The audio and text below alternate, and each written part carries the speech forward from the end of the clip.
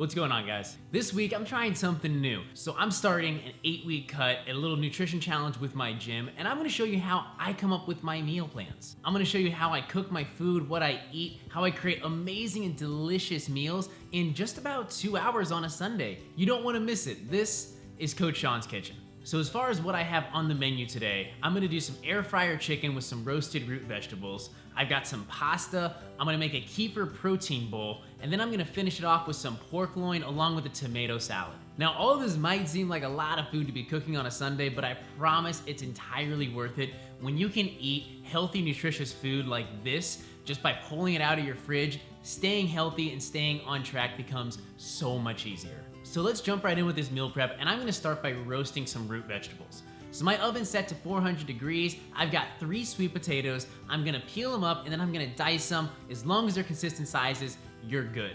Now the number of sweet potatoes you choose is gonna vary based off of how many carbs you need for the 4 or 5 meals that you're making this week. Once I've got my sweet potatoes diced up, I like to pick and choose around the store whatever vegetables look fresh. This week that happened to be a bunch of radishes that I chose to dice up and throw into this mix, along with some red onions and some baby carrots that I just had left over in my fridge. Now as far as seasoning this, I'm gonna go ahead and add some garlic as well as some rosemary I have left over from a steak that I made about a week ago. Once everything is diced up, I'm gonna go ahead and move it to 2 sheet pans that I've sprayed with non-stick oil, and I like to keep the sweet potatoes separate from the root vegetables. The bottom rack of my oven is way hotter than the top, so by putting the sweet potatoes on the bottom, they take longer to cook, so they get the higher temperature. I'll drizzle about a tablespoon of olive oil onto each one of these trays, toss in my garlic and rosemary, and then I'll mix it all together. Then I'm gonna put it into my oven for about 45 to 50 minutes, flipping 2 or 3 times throughout the cooking process. Now while our root vegetables are roasting, I'm gonna go ahead and get my chicken ready for the air fryer. So here I've got some chicken tenderloins. I'm gonna spray down my air fryer tray, and then I'm gonna add my chicken, and I'm seasoning it with my homemade barbecue seasoning. This is the same seasoning that I used back in my pork tenderloin video last week. I'll put a link to the description below. But feel free to use whatever seasoning you have on hand and you like. Just be mindful of any added sugars that might be in there that's gonna throw off your total calories. Once my chicken is completely seasoned, it's going into my air fryer at 350 degrees for about 5 to 7 minutes until it temps at 160. Once my root vegetables are done, I'll pull them out of the oven, then I'm gonna mix it all onto one sheet pan. I'll weigh it out so I know how much each one of my meals needs to weigh for the 4 meals I'm making this week. Then I'll go ahead and begin weighing it out into my meal prep containers. Last but not least, I'm gonna take those chicken tenderloins that we just air fried, I'm gonna cut it up, measure out about 5 ounces, and I'm gonna add it to my meal prep bowl. And there we go, this is my first meal of the day, air fryer chicken with roasted root vegetables. Now the next meal I'm going to make is just a big old bowl of pasta. Post-workout, I love to get a good amount of carbs in, and there's no easier way to do that than pasta. So grab whatever box you enjoy eating, whatever shape you like, cook it according to the directions, and then once it's done, I like to add some tomato sauce. Now feel free to add whatever canned or jarred tomato sauce you like. I'm a good old Italian boy, which means I always have frozen homemade pasta sauce in my freezer, so I'm gonna go ahead and use that.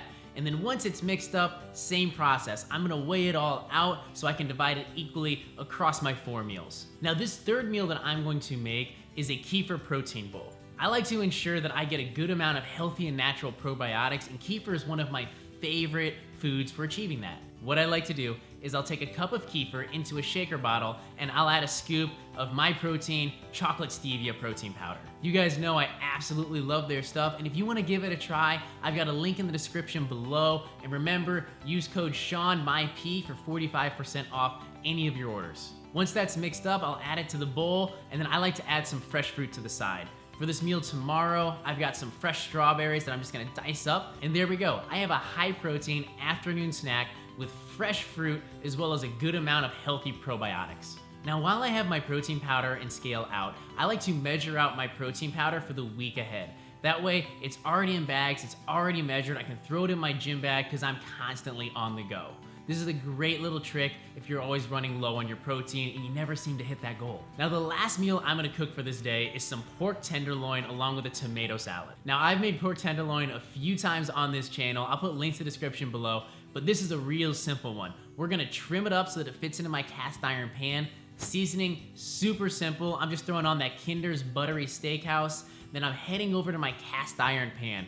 I love searing the outside. It's 5 extra minutes of effort for an immense amount of more flavor. Once I've got a good crust on the outside, it's going into my oven at 325 degrees until I get an internal temp of 140. While my pork tenderloin is in the oven, I'm gonna whip up a tomato salad. So to start this, I'm gonna make a really simple balsamic vinaigrette. So I'm just gonna use equal parts olive oil and balsamic vinegar. I'll add in a little bit of mustard as well as some seasoning. Whisk it up, and then I added just a touch of water to thin it out and get it to the consistency that I wanted.